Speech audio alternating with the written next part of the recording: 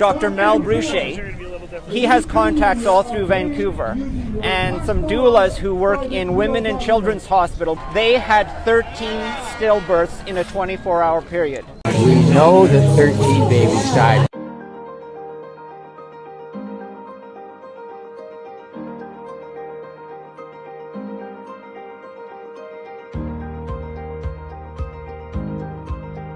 In Waterloo, Ontario, I have a more reliable statistic that there was 86 stillbirths between January and July.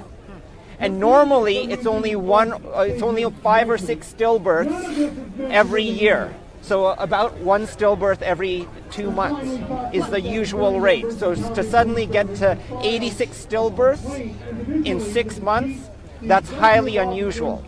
But the confirmation, the most important confirmation that we have from the Waterloo, Ontario report was that all of the 86 stillbirths were fully vaccinated.